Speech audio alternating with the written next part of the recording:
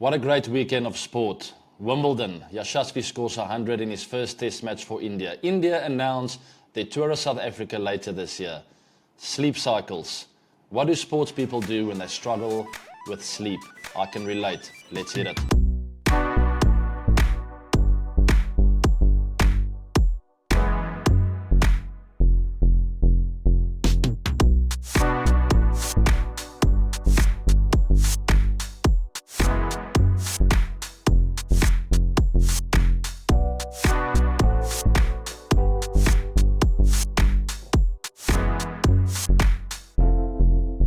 Watching a very high-class player.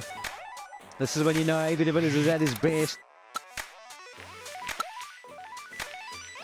I usually kick off the cricket news, but this weekend, for me, what stood out was Wimbledon. What an unbelievable finals, both from the ladies and the men. I thought the men's final were a little bit more exciting, more of a fight, went all the way to 5 sets. I'm a huge Djokovic fan, as I tweeted about. I'm really a big fan of the man. I think he really handles himself well on and off the court. Maybe smashing that racket on the side pole yesterday wasn't his the highlight of his Wimbledon career, but nonetheless, it shows you how Alcaraz put pressure on Djokovic yesterday, and it's a generational change, in my opinion. There was some really, really crucial moments that just didn't go Djokovic's way. Ultimately losing in that 5th set. I mean, you got to have so much respect for Djokovic, the way he fought. Yes, the first set went his way, but the way he came back after losing sets 2 and 3 was just remarkable. I mean, because he was wiped off the court, and he found a way through complete fighting spirit and hunger and desire.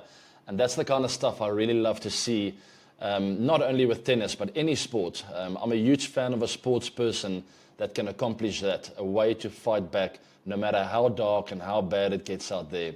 It was truly inspirational. Even though he lost, I was a happy man. And then the cherry on the cake, listening to his speech afterwards. So inspirational. He's always got respect for the game, respects his opponent so well. He immediately spoke about Carlos Alcaraz and how amazing he was, his team, wished him well for the future.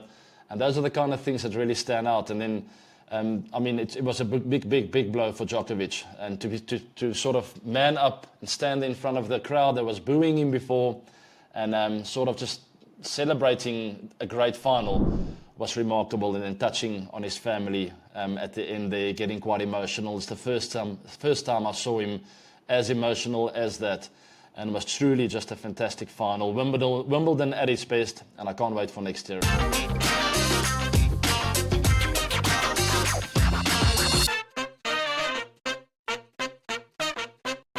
In cricket news, India wins its first test match against the West Indies. Some players stood out, but the man that stood out the most to me was Yashasvi Jaiswal. Right up the order in his first test match for India, and it's not every day that a youngster comes out in a test match and in his very first game and scores 100. The very first time I watched him play in the IPL, I thought there's something really special. You can always sort of look at the guy and how much time he has when he's facing the ball. He's got time when he's playing. So up the order, nice tall left-hander. The pace of a ball is not going to bother him. He's got time. Even when he's playing spin, it looks like he's got time. I know a spin bowler is slow, but if you know what I mean, it just looks like he's got time to make decisions where other players might seem a bit rushed. He's a very talented youngster. He's a hot prospect for the future for India, and I'm very happy to watch him score 100 in that first test match.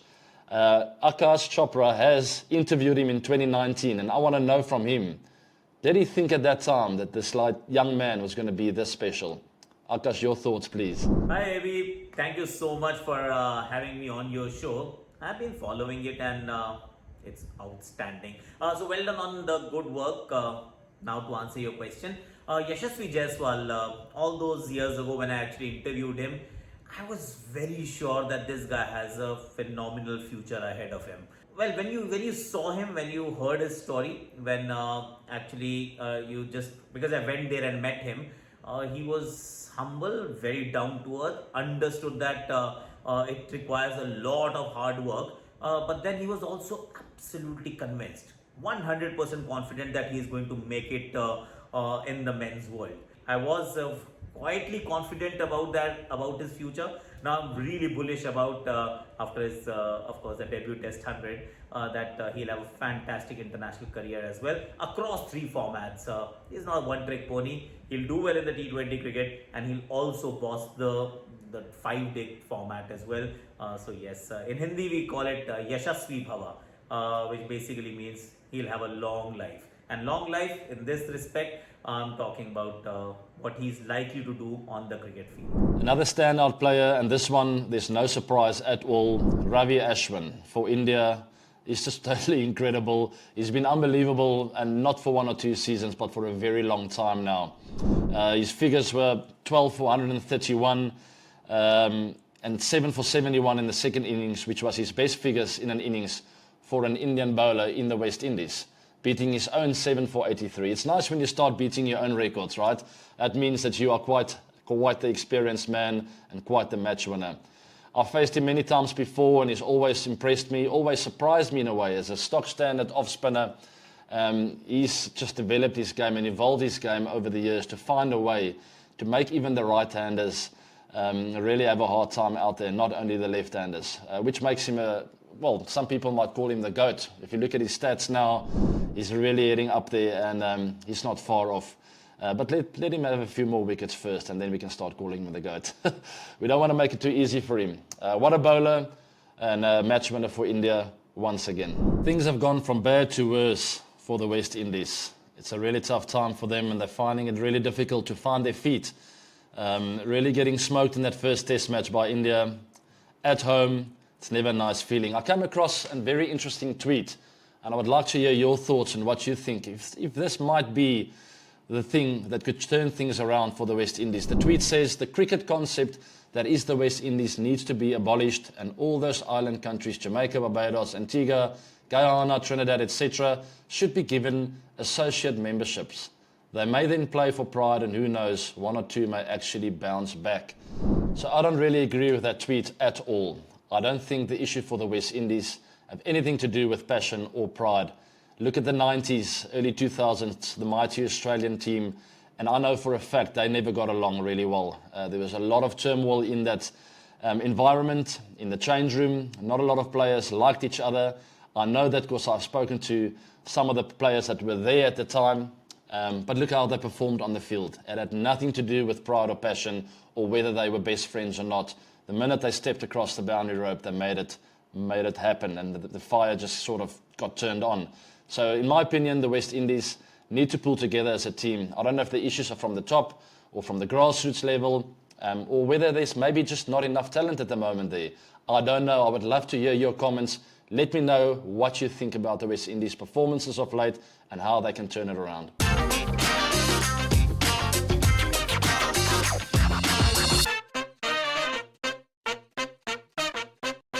India announced the tour of South Africa later this year. Fantastic news for all cricket lovers, especially South African cricket lovers who need cricket over here. We love watching live sport.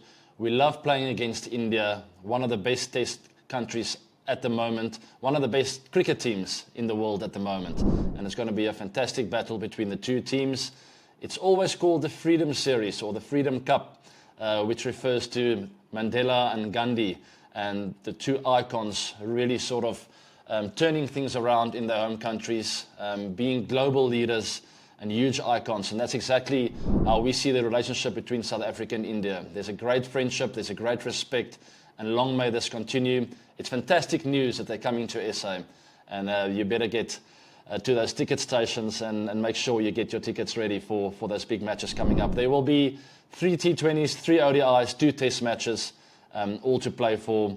It's going to be a good one. In Ashes news, the test match will be starting later today. It's been an unbelievable series, one of the best cricket series I've ever watched in my life. It's closely fought. It's actually really a good thing that England's back in the series.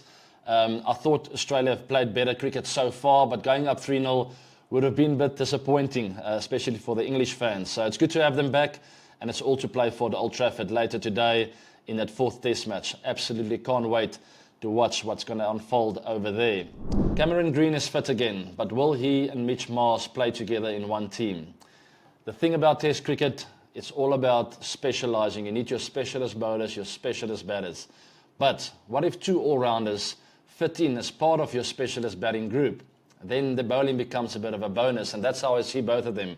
Cam Green mentioned in an interview or in a press conference that he's willing to play anywhere as long as he makes the team. He'll even open the batting. Now, I think that's a bit of a far stretch, but let's see what happens. I think both of them are on such a good form and a run of form that both of them could be playing in this fourth test match. We'll find out very soon when it starts over there in Old Trafford.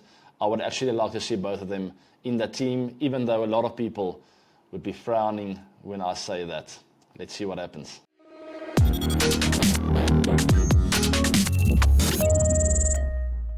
In today's fitness segment, let's talk about painkillers, sleeping cycles, mental issues. There's so many different areas of doubt and pain that sports people go through during their careers, and it's not always spoken about. We don't always know about all the stories out there. We heard Steve Smith talking about really struggling to sleep, especially before big games. There's this incredible story making the rounds about Dele Alli. We did an interview with Gary Neville and just talking about all the issues that he went through in his life and his career and how he covered it up and how ultimately sleeping tablets became a bit of an issue for him, an addiction. I can relate to this because I had similar issues before big games, so really struggling to sleep. And half a sleeping tablet at times, a full one sometimes, would really help me just to fall asleep. And it can become a problem after a while because the sleeping tablet doesn't only make you sleep, it makes you feel really relaxed, it takes a bit of anxiety away, and you just feel in a very good space. Where sometimes, whenever you're not even playing a big game, you decide, maybe I can pop one tonight as well. And that's where the big issue lies. That's where addiction comes in. Go watch this interview. It's very interesting. It's quite sad, but I think we can all take a lot of learning from it. Maintain sober for a period of time, and then there would always be a time when something would happen, I'd get the feelings back and I'd want to escape because drugs, alcohol, all this stuff, they work for the time. So yeah, I was taking a lot. I mean, I don't want to talk about numbers, but it was definitely way too much. And there was some scary moments I had. The teams give them to you for a reason to sleep. And they do that. I wasn't taking them to sleep. I would take them throughout the day. These things are difficult to deal with. I went through struggles in my career as well. I very clearly remember a game in the 2015 World Cup. It was the night before we played the West Indies. I actually ended up scoring 100, which was very surprising. One of my best knocks of my life. But that night, I literally slept for 2 or 3 hours maximum. 3 a.m., I got the doctor over to my room, I got an injection, I just couldn't sleep and I had stomach cramps. It was purely based around anxiety and stress and pressure and thinking about the next big game, which was a must-win for us. These things started becoming a problem for me around 2010, 2011. Once I started playing better cricket, I sort of put more expectation on myself. It wasn't so much the expectation from other people. It was just those lonely times in the hotel room thinking, I have to do this again tomorrow. I have to do it again. I have to do it again. And it just never stopped. Ultimately ending up creating a bit of anxiety within myself. I also use sleeping tablets from time to time, especially before big games. And sleeping tablets can be so addictive that sometimes you start taking them when you don't really need them. And that's where it becomes a problem. Finally, or luckily for me, I sort of stabilized the last 5 to 7 years, got a little bit better, but it's very dangerous. And when it happens to you, you need to communicate to someone about it. That's what I sort of got wrong during my career. I was too proud to talk about it, didn't want to show weakness to the coach or the captain, but it's important to talk, communicate to someone. And then nutrition. You got to drink a lot of water, got to eat well and exercise. Give yourself the best chance for a good night's rest, because a good night's rest gives you success the next day.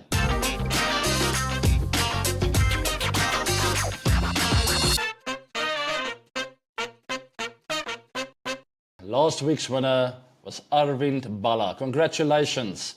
You got it right. The answer was Quinton de Kock. He was the opening batsman in Hambantota in Sri Lanka. We played a really good game that day. The two of us scored 100, both Quinny and I, and we had a very nice partnership together. It was very windy that day as well. It's got nothing to do with the answer, I know, but Arvind Bala, congratulations, you'll be getting your prize really soon. Now let's move on to this week's quiz. I'm going to be strumming us into this one because I feel it's quite a difficult one, and the hint I'm going to give you might throw you off a touch. So let's see what happens. Have a look at the picture. You can see there it's a bowler. And the hint I'm going to give you is I played cricket against him, never with him. Good luck, and I'll see you guys next week.